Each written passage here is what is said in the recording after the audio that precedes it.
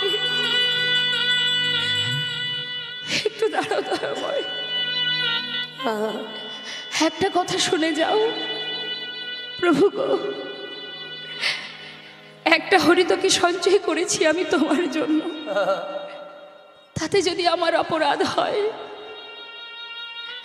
যার কারণে আজ তুমি আমায় ফেলে চলে যাচ্ছ, তবে চলে যাও, চলে যাও তুমি। আমি চাই না, আমি চাই না তোমার সঙ্গী হতে চলে যাও, তবে যাওয়ার আগে তুমিও শুনে যাও। দয়াময়, এই অগ্রদ্বীপের মাটিতে দাঁড়িয়ে আমি তোমায় কথা দিলাম, শুনে যাও তুমি। যদি আমি দিবানিশি তোমাকে ভালোবেসে থাকি, যদি আমি তোমায় ডেকে থাকি, সদা সর্বদাই যদি তোমার নাম স্মরণ করে থাকি, আমার বলতে যা কিছু যদি তোমার চরণে সঁপে দিয়ে থাকি,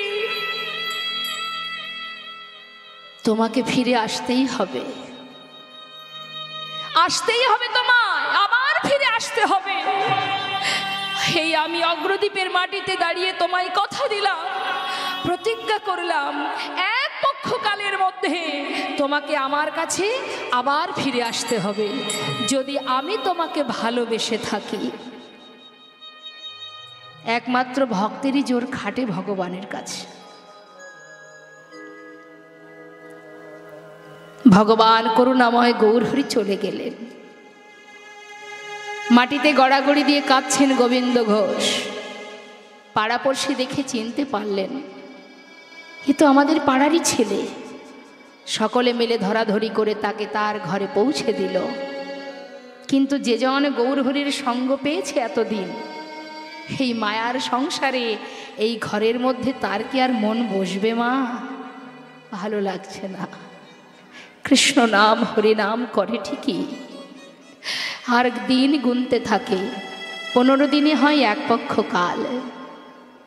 দিন গুনছ, প্রভু আসবে, প্রভু আসবে, সে আসবে ফিরে। পথের দিকে চেয়ে রইল, দিন গুনতে গুনতে আজ 13 দিন, প্রভু এলো না। জগতে যার কেউ নেই তার ভগবান আছে, এটা আমরা সবাই জানি। কিন্তু সেই ভগবানই যদি কাউকে ত্যাগ করে দেয়, পৃথিবীতে সে কি নিয়ে বেঁচে থাকবে? দয়াময়, সর্বস্ব পরিত্যাগ করে তোমার সঙ্গী হয়েছিলাম আমি, আজ তুমিও আমায় ত্যাগ করে দিলে, তাহলে আর বেঁচে থেকে লাভ কি? গঙ্গার জলে নিজেকে বিসর্জন করে দেব। ভক্তের মনে বাসনা সে আর থাকতে চায় না। প্রভু করুণাময়, তিনি জানতে পারলেন যে তার ভক্ত জলে ডুবে মরতে চলেছে। ভক্তকে রক্ষা করা তো ভগবানেরই কাজ। ভক্তের বোঝা ভগবানই বহন করেন। তিনি ছিলেন রামকেলিতে, একটা কোষ্ঠী পাথর জলে ভাসিয়ে দিলেন মা। কখনো শুনেছেন পাথর জলে ভাসে? নামের গুণে শোলা ডোবে, পাথর ভাসে জলে। ভাসতে ভাসতে সেই পাথর এসে পৌঁছালো অগ্রদ্বীপের ঘাটে। আর ভক্ত চলেছে গৌর নাম স্মরণ করতে করতে। দয়াময়, তুমি আমাকে ভুলে গেলে কি হবে? আমি তো তোমায় ছাড়ব না। তোমারই নাম স্মরণ করতে করতে প্রাণ বিসর্জন করব। আমি দেখব, কেউ জানুক বা না জানুক, তুমি তো জানবে যে তুমি আমায় ভুলে গেছো। আমি তোমায় ভুলিনি। আমি তোমারই নাম স্মরণ করতে করতে প্রাণ ত্যাগ করবো। দয়াময়, কেউ জানুক বা না জানুক, তুমি তো জানবে। হরি হে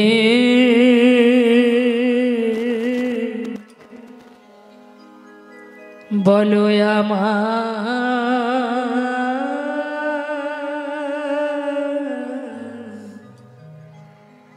সেদিন কবে হবে তোমার আশার আশে ওগো দয়াল আছে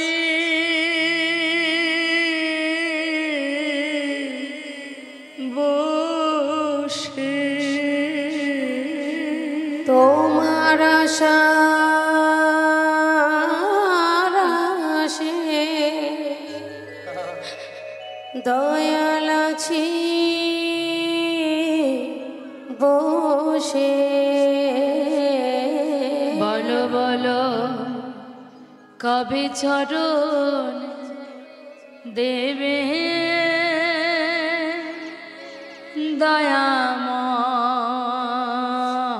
দয়াময় বলো বলো সেদিন কবে বা হবে সেদিন কবে বা হবে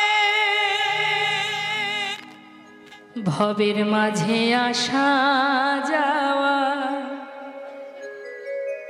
তোমায় ডাকা হলো না যা বলবো বলে সবাই এসেছিলাম তা বলা হলো না এই ভবের মাঝে আসা যাওয়া তোমায় ডাকা হলো না আমরা যা বলবো বলে এসেছিলাম তা বলা হলো না তুমি পারে কর্তা আমি শুনে বার্তা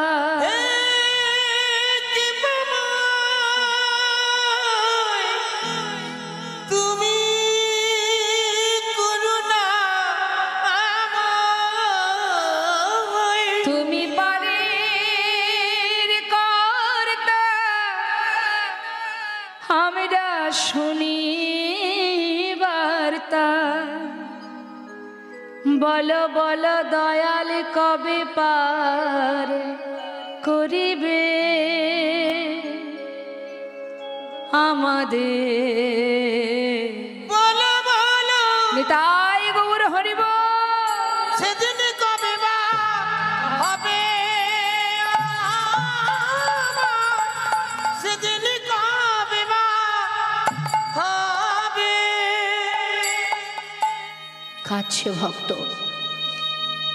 গঙ্গার জলে নামছে আর ডাকছে প্রভু গো কবে আসবে সেদিন কৃষ্ণ নামে কাঁদিবে কবে আমার পোড়া ওই না কৃষ্ণ নামে কাঁদবে কবে আমার পোড়াম কৃষ্ণ নামে কাঁদিবে কবে আমার পোড়া ওই না কৃষ্ণ নামে কাঁদবে কবে আমার পোড়াম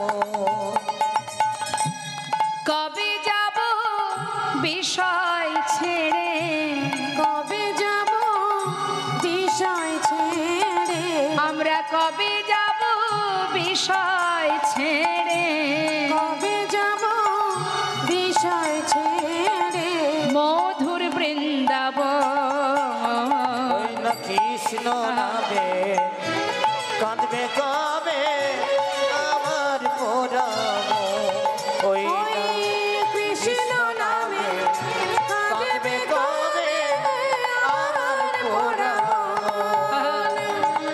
কৃষ্ণ আমার কালো সোনা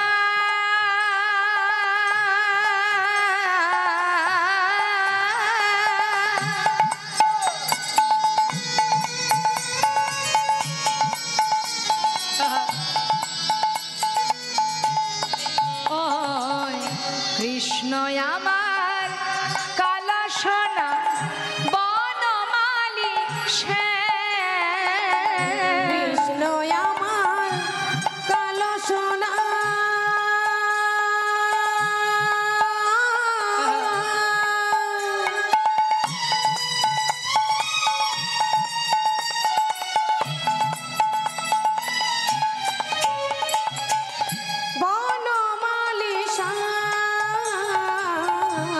ভুল করিয়া একদিন আমি কই নাই কৃষ্ণ না ওই না ভুল করিয়া হরিব একদিন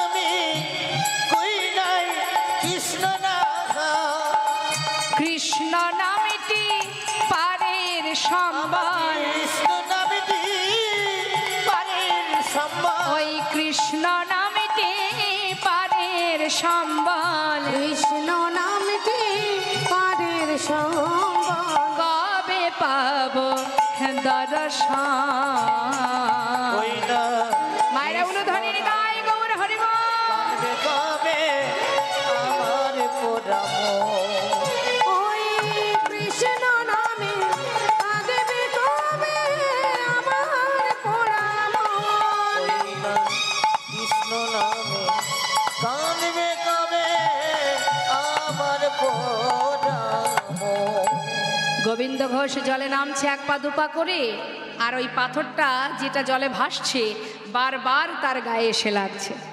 আর বারবার অঙ্গে লাগছে বলে সেটাকে ধরে তীরে উঠে আবর্জনার মধ্যে ছুঁড়ে ফেলে দিলেন।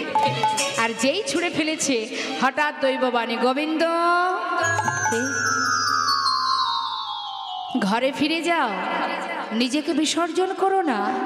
চারিদিকে দেখছে কাউকে খুঁজে পাচ্ছে না, কিন্তু কে বলছে কথা, ফিরে যাও গোবিন্দ, ঘরে ফিরে যাও। আর মরা হলো না মা, সে চলে গেল নিজ গৃহে। 13 দিন পার হয়ে আজ 14 দিন, 15 দিনে হয় এক পক্ষকাল, আর এই 15 দিন পূর্ণ হতে একদিন বাকি। একমাত্র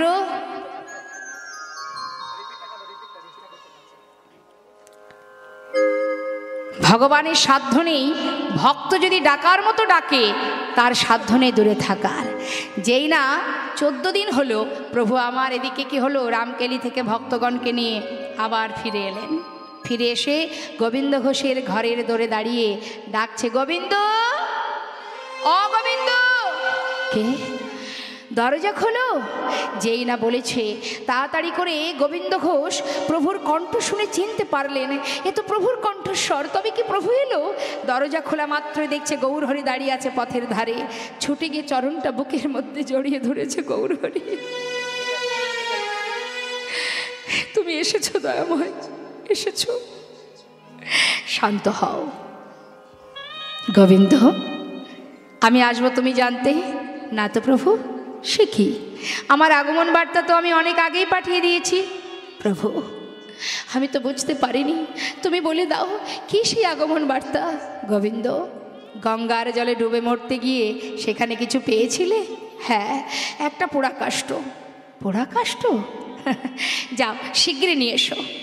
ছুটতে ছুটতে গঙ্গার ঘাটে গিয়ে আবর্জনার ভিতরে খুঁজতে খুঁজতে সেটাকে হাতে তুলে দেখছি, কি এটা তো, হে, এটা তো কোষ্ঠী পাথর, এ তো পোড়া কাষ্ঠ নয়, কালো পাথর। তো মা ভেবেছে কোনো মরা পোড়ানো কাঠ। এখন দেখছে সারা গায়ে লেখা আছে কৃষ্ণ কৃষ্ণ কৃষ্ণ।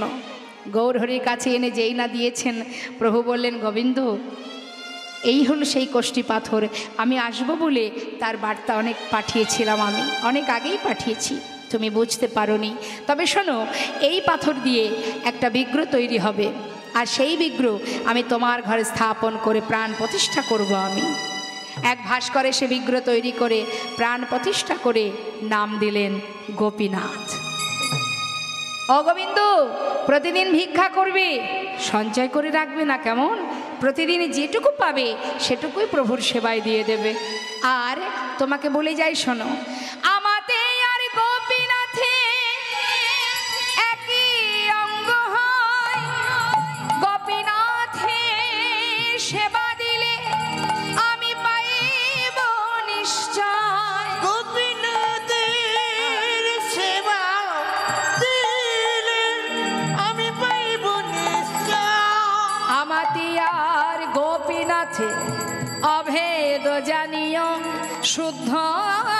ভক্তিতে গোপীনাথের সেবা রে করিও।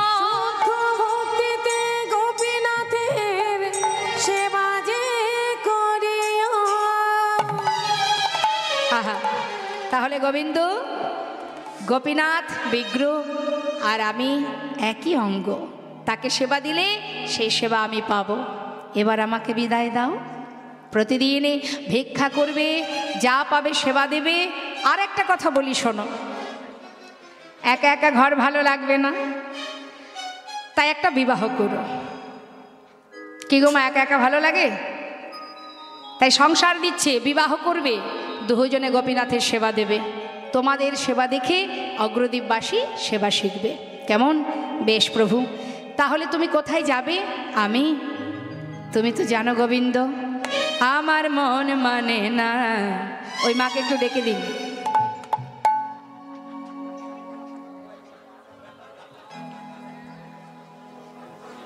আপনার ঘুম দেখে আমারও তো ঘুম পাচ্ছে,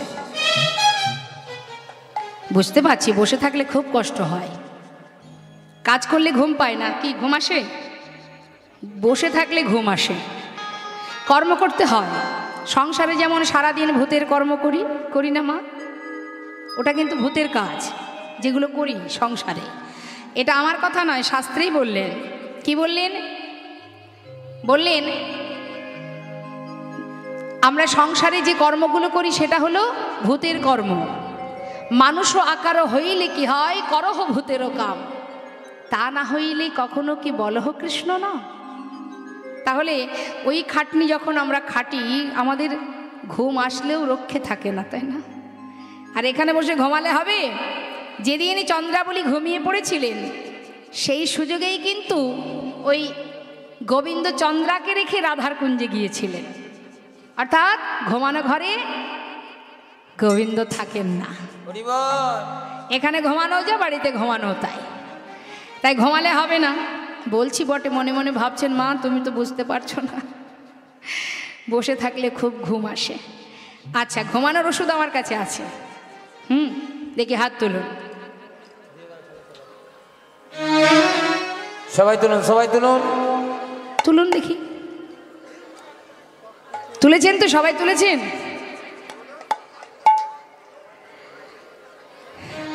যাদের যাদের ঘুম আসছে আগে তারা তুলুন। কি হলো মা? তুলুন, হাত তুলুন, হাত তুলুন। দেখুন, হাত তোলার মধ্যে অনেক উপকার আছে, হাতে তালি দেওয়ার অনেক গুণ আছে। আচ্ছা, হাতটা নামান, আগে গুণের কথাগুলো বলি, তাহলে আরো বেশি কাজ হবে। হাত তুলে হাতে তালি দিলে কি কি উপকার হয়? জোরে জোরে হাতে তালি দিলে কি হয়? আমাদের শরীরে অনেক রোগ সেরে যাবে। এটা ওই যে রামদেবজি বলেছেন না, হ্যাঁ, এটাকে একটা প্রাণায়াম বলা হয়। যদি জোরে জোরে হাতে তালি দেওয়া হয়, শরীরের অনেক ব্যাধি সেরে যায়, এই একটা উপকার। আবার জোরে জোরে হাতে তালি দিলে কি হয়? অলসতা কেটে যায়, জড়তা কেটে যায়। ওই যে হাই উঠছে দেখছেন তো, ওগুলো কেটে যাবে। তাহলে দুটো উপকার। অনেকে দেখবেন আবার হাতে তালি দিতে গেলে বসে বসে হাতে তালি দেয়, কিন্তু কিভাবে দেয়? দেয় না। এই মনে করুন তার একটু টাকা পয়সা আছে, সে কিন্তু জোরে জোরে হাত তুলে হাতে তালি দিতে পারবে না। কেন? একটু সম্মানে বেঁধে যাচ্ছে। কি করে হাতে তালি দেব? লোকে দেখলে বলবে কি?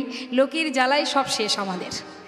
খেতে গেলেও লোকের চিন্তা, পড়তে গেলেও লোকের চিন্তা, হরিনাম করতে গেলেও লোকের চিন্তা, তাই না মা? এখন অনেকে দেখবেন বলে, কিরে কীর্তন শুনতে যাচ্ছিস? অতি ভক্তি চোরের লক্ষণ।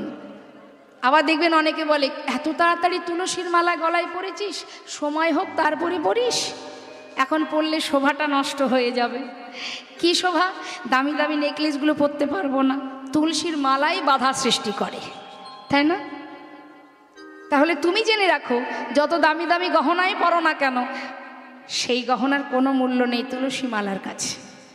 যে মালা পরলে গোবিন্দ সেবা দেওয়া যায়, তুলসীর মালা ছাড়া আপনি ভগবানের রাজভোগ দিলেও ভগবান সেবা করবেন না, কারণ তিনি তুলসী ছাড়া কোনো কিছুই গ্রহণ করেন না। তাহলে আপনি ভগবানের সেবা দিচ্ছেন, আপনি তার চরণে প্রণাম করছেন, আপনার অঙ্গে কি তুলসী আছে? তাহলে আপনাকেই তো ভগবান গ্রহণ করবেন না।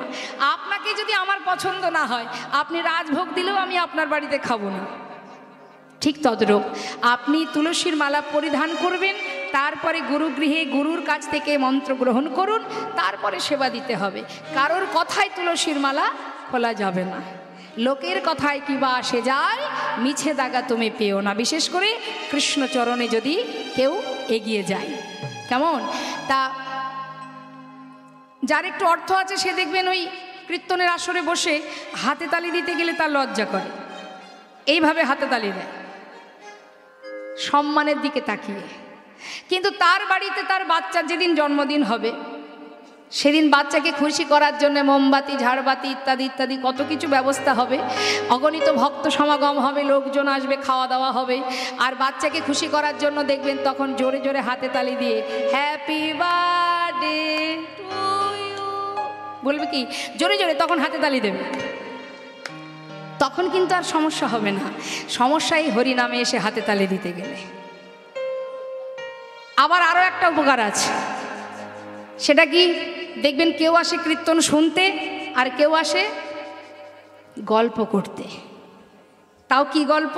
পাড়ার খবর নেওয়ার জন্য আসে। এমনি তো বাড়ি থেকে বেরোতে দেবে না, এই দিনই সুযোগ পাড়ার খবর নেওয়া। এই দিদি, আবার দেখবেন পাশে বসিয়ে, মানে যার কাছে পাড়ার খবর পাওয়া যাবে তার পাশে গিয়ে বসবে। এটা আপনাদের এখানে কিন্তু আমি দেখছি না, অন্য জায়গায় আছে এরকম। এখন ওই বসে বসে ওই যে পাশে বসে থাকবে, আপনি মনে করুন মন দিয়ে কীর্তন শুনছেন, সে তো কীর্তন শুনতে আসেনি, সে এসেছে কিছু খবর পাওয়ার জন্য। সে বসে বসে আপনাকে বারবার জ্বালাতন করবে, এই দিদি, এই দিদি, এই এই শোন না, শুনলাম না আমি অমুকের বাড়ির মেয়ে নাকি চলে গেছে। সে হয়তো বললো, আরে বাবা চুপ কর না, পরে বলিস, একটু কীর্তনটা শুনতে দে। কিছু সময় চুপ থাকবে, আবার দেখবেন আপনাকে জ্বালাবে, এই এই দিদি পান খাবি নাকি? সে হয়তো বললো, আহা চুপ কর না, আরে চুপ কর না, কীর্তনটা শুনতে দে। দেখবেন মা, এইরকমও অনেক ব্যক্তি আছে যারা হরিবাসরে বসে নিজে তো শুনবেই না, পাশের জনকে শুনতেও দেবে না। তার ক্ষেত্রে আপনার একটাই কাজ, কথার উত্তর তো দেওয়াই যাবে না, বরং আপনি কি করবেন, কীর্তন শুনতে শুনতে দুহাত তুলে যখন আপনি তালে তালে সাধুগুরুর সঙ্গে মিলে একসঙ্গে হাতে তালি দিয়ে জোরে জোরে হরিনাম করবেন, দেখবেন হয়তো কিছুক্ষণ পরে সে আপনার পাশে আর নেই, চলে যাবে। তাহলে এই ধরনের কীট পতঙ্গ আবর্জনাকে দূর করতে হলে জোরে জোরে নাম করতে হবে, হাত তুলে, হাত তুলে, হাত তুলে। সেই পারবে জোরে জোরে হাতে তালি দিতে যার আত্মার সঙ্গে পরমাত্মার মিলন ঘটে। হরি বল, হরি বল। আপনারা এখানে বসে আছেন আমার কথা শোনার জন্য কিন্তু নয়। আমি যদি আমার কথা বলি আপনারা এক্ষুনি উঠে চলে যাবেন, আমি জানি। কিন্তু যাকে কখনো চোখে দেখেননি তার কথা শোনার জন্য আপনারা এখানে বসে আছেন ঘন্টার পর ঘন্টা। তাহলে আপনাদের বসিয়ে রেখেছে কে? আমি না। কে বসিয়ে রেখেছে? আমার গোবিন্দ। হরি বল। হ্যাঁ।